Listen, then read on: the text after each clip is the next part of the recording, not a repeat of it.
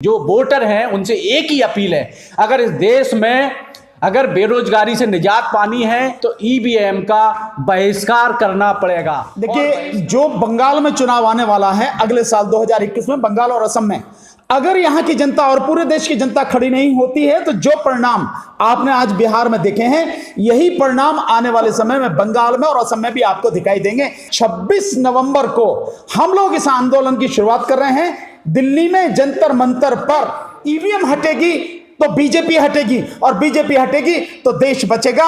जिस दिन ईवीएम खत्म हो जाएगी, बीजेपी खत्म हो जाएगी। अभी देश की मोर देन 60% पॉपुलेशन ईवीएम के बारे में खुल के बात करने लगी। 2017 में जो कुछ हुआ बेईमानी से जीती, मैं दावे के साथ कह रहा हूं, आज चुनाव करा लिए, बीजेपी का पत्ता साफ हो जाएगा। ईवीएम के लिए जो पिछले 5 साल से हमारी पार्टी जो बोलती आ रही है, हम उसी स्टैंड पे कायम हैं और आगे भी कायम रहेंगे। हम जो है अभी देखिए, अब क्या कुछ बचा नहीं है। अब तेजस्वी यादव और जितनी भी जहां इलेक्शन होने वाले हैं, उन इलेक्शन में जो पार्टियां शामिल होंगी, उन पार्टियों से हमारी एक ही अपील है और एक जन सैलाब से जो वोटर हैं उनसे एक ही अपील है, अगर इस देश में अगर बेरोजगारी से निजात पानी है, इस देश की हेल्थ फैसिलिटी को अच्छी बनाए रखना है, इस देश की एजुकेशन सिस्टम को अच्छा बनाए रखना है, इस देश को देश बनाए रखना है, तो ईवीएम का बहिष्कार करना पड़ेगा। और बहिष्कार कौन कर सकता है? इसके लिए इस जो एक प्रोग्राम है हमारा आरजेएसपी का देश की बात, उस यूट्यूब चैनल पे जाके तमाम वीडियो पड़ी हुई हैं, उन वीडियो को देखा जाए। उन वीडियोस पे तमाम सारे प्रूफ दिए गए हैं और प्रूफ के साथ ईवीएम की खामियों को समझाया गया है कि ईवीएम में क्या क्या खामियां होती हैं। अच्छा, राजेंद्र हिजम जी, अभी बंगाल चुनाव सर पे है और देश के गृह मंत्री अमित शाह जी कहते हैं कि हम 70% अपनी भागीदारी वहां बना के रहेंगे, तो क्या आपको लगता है कि इस बिहार जैसा भी वहां होगा? बिल्कुल, क्यों नहीं ये होगा? तो ऑलरेडी अमित शाह ने बता दिया कि हम जो है ईवीएम से मैनेज करके बंगाल भी जीता जाएगा। बंगाल में जो है पहले शांति थे, अभी बंगाल को भी एक तरीके से बॉइलिंग शुरू करवा दिया। यानी कि ये जो प्री इलेक्शन की एक वैक्यूम जो बना दिया गया, ये तो सबको समझना चाहिए। इसलिए हम अपील कर रहे हैं, बंगाल के चुनाव आने से पहले अगर हो सके तो जन आंदोलन हम 26 नवंबर 2020 को जंतर मंतर में सबको आमंत्रित करते हैं। आप मीडिया वाले से भी अपील है, भारत की जनता से अपील है, आइए साथ दीजिए। ये आपका लड़ाई है, आपका हक है, ये हमारा कोई निजी लड़ाई नहीं है। इसलिए 26 नवंबर 2020 को जंतर मंतर में 2 से 5 के बीच में पहुंचिए, सरकार तक आवाज पहुंचाए। देखिए, जो बंगाल में चुनाव आने वाला है अगले साल 2021 में, बंगाल और असम में, अगर यहां की जनता और पूरे देश की जनता खड़ी नहीं होती है तो जो परिणाम आपने आज बिहार में देखे हैं, यही परिणाम आने वाले समय में बंगाल में और असम में भी आपको दिखाई देंगे। इसीलिए सब लोगों से अपील है, इस राष्ट्रव्यापी ईवीएम के खिलाफ जन आंदोलन में हमारा साथ दें, जिसके लिए अभी हमारे जो राष्ट्रीय महासचिव हैं हिजम राजेंद्र सिंघा साहब ने जो बताया कि 26 नवंबर को हम लोग इस आंदोलन की शुरुआत कर रहे हैं। दिल्ली में जंतर मंतर पर 2 बजे से लेकर 5 बजे के बीच में इस कार्यक्रम करके हम इसकी शुरुआत कर रहे हैं। इस कार्यक्रम में अधिक से अधिक संख्या में आप भाग लें, हमारा साथ दें। ईवीएम हटेगी तो बीजेपी हटेगी और बीजेपी हटेगी तो देश बचेगा। अब इसके अलावा कुछ बचा नहीं है। ये भारत की आजादी की दूसरी लड़ाई है, हमारा साथ दें। एक क्वेश्चन का जवाब दूं। इन्होंने जो पूछा कि उन्होंने मनु मीडिया ने इलेक्शन के रिजल्ट को आउट होने से पहले एक भ्रम फैलाया गया। देखिए, बहुत सारे लोग इस चीज को नहीं समझ पाते हैं। मनु मीडिया ने भ्रम फैलाया गया कि जरूरी नहीं है कि तेजस्वी यादव के प्रोग्राम में जितनी भीड़ आ रही है वो कैश कन्वर्ट होगी, वोट में कन्वर्ट होगी। ये भ्रम पहले ही फैलाया गया, जिससे आने वाले रिजल्ट के बाद लोगों का माइंड डाइवर्ट हो सके कि ये वोट में कन्वर्ट नहीं हुआ। एक्चुअल में सच्चाई ये है कि वो वोट में कन्वर्ट हुआ और ईवीएम पे कोई चीज दोषी ना बने, इसके लिए उन्होंने ये भ्रम फैलाया गया और ईवीएम का इस्तेमाल। हाँ, नहीं, ये डबल पॉलिसी है। ये मनु मीडिया की डबल पॉलिसी है। ये मनु मीडिया की, देखिए आप एक तरफ तो वहां दिखा रहे हैं, इवन जो वहां पे जो डिस्प्ले हो रहा था वो भी मिसमैच कर रहा था। जो डिस्प्ले हो रहा था कि 19 सीट पे आप बोल रहे हैं, तब वो हाईलाइट दिखा रहे हैं महागठबंधन को, और जो डिस्प्ले हो रहा है उसमें कम दिखा रहे हैं। ये मीडिया मिसमैच करता है और लोगों को गुमराह करता है। ये जैसे आरएसएस के कंसल्टेंट बैठ के स्ट्रेटजी तय करते हैं, ऐसे ही मनु मीडिया को भी सेट करते हैं कि आपको डिस्प्ले में लोगों को गुमराह करने के लिए क्या दिखाना है। और जब पब्लिक जो है, इनिशियली मैं देख रहा था, मैं जनता के बीच में था जब इनिशियली स्टार्टिंग वोटिंग की हुई थी कल 10 बजे, जनता में उत्साह था कि गठबंधन जीत रहा है। उसके बाद देखिए धीरे धीरे धीरे मनु मीडिया उसको मैनेज करते लाया। इसमें एक और स्ट्रेटजी देखी, अभी तक जितना भी अमित शाह जिसको चाणक्य कहते हैं, उसने अभी तक जितने भी प्रोग्राम किए उनमें विधायक को खरीदने की कोशिश की है। अब उन्होंने देखा, देखिए विधायक खरीदने में बहुत सारी बीजेपी की हायर किटकिट होती है और बेइज्जती होती है। अब उन्होंने इस स्ट्रेटजी को इस लेवल पे लाके खड़ा कर दिया है कि हम 2, 4, 5 सीट जितना हमारा टारगेट है उससे आगे रखते हैं, जिससे ये वाली प्रॉब्लम भी हमारी सॉल्व हो जाए। तो ये मीडिया जो है, मनु मीडिया जनता को मिसगाइड करते रहता है, इसके अलावा और इसका कोई काम नहीं। देखिए, पप्पू यादव जी या कुशवाहा साहब वो अपने लिए लड़ रहे थे, उनका इनके हराने में कोई किसी भी तरह का योगदान नहीं है। जो योगदान है किसी भी तरह का, वहां आपको मैं बार बार जो कह रहा हूं, इनमें से कोई भी हो, सबके बावजूद देखिए, हमने जनता के बीच में जाके देखा बिहार में, वहां जनता का मन केवल एक जाति धर्म की बात नहीं मैं कर रहा, किसी भी जाति का व्यक्ति हो, किसी भी संप्रदाय का व्यक्ति हो, उन्होंने ये तय कर रखा था कि साहब चाहे प्रचार कुछ भी हो, कैसे भी कुछ करें, लेकिन वोट केवल और केवल महागठबंधन को, आरजेडी वाला जो है उसको जाएंगे, तेजस्वी यादव को जाएंगे। ये मैंने खुद देखा है, और आप भी शायद बिहार होके आए होंगे। आप देखें, अरुण जी जो है बिहार होके आए हैं, इन्होंने खुद रिकॉर्डिंग की है। प्रधानमंत्री की जो पटना की रैली है वो इन्होंने खुद रिकॉर्ड की है, जिसमें सब दिख रहा है साहब की पूरी सीटें खाली पड़ी हैं। लगातार जब से बिहार का चुनाव शुरू हुआ और अंत होने तक ये वहां पर रहे। तो ऐसा नहीं है, ये सब कुछ जो हुआ है ये ईवीएम की मैनेजमेंट है क्या कि ये सरकार कैसे ईवीएम की बेईमानी को आप कैसे जो बचा के रखेंगे? ये तभी संभव है जब लोगों के मन में आप ये भ्रम फैला दें कि यार अगर ये लोग साथ में होते, इनकी स्ट्रेटेजी साथ में होती तो ये जीत जाते हैं। बहुत कम मार्जिन, कहीं रखा कहीं कुछ रखा, ये सब सिर्फ ईवीएम को बचाने के धंधे हैं और कुछ नहीं है। जब लहर इतनी जबरदस्त है, जनता इतनी ना समझ नहीं है, जो लोग समझ रहे हैं, जनता समझती है उसका भला क्या है। इसीलिए जनता ने बड़ा जबरदस्त मूड बनाया हुआ था तेजस्वी यादव के आरजेडी गठबंधन को जबरदस्त तरीके से जिताने के लिए। पर इन्होंने जो सारी चीजें की, ये प्लानिंग आज की नहीं, ये प्लानिंग पहले से इनकी चलती रही। ये एक एक चीज करके, एक एक बात करके उसी तरह से भ्रम फैलाते रहे।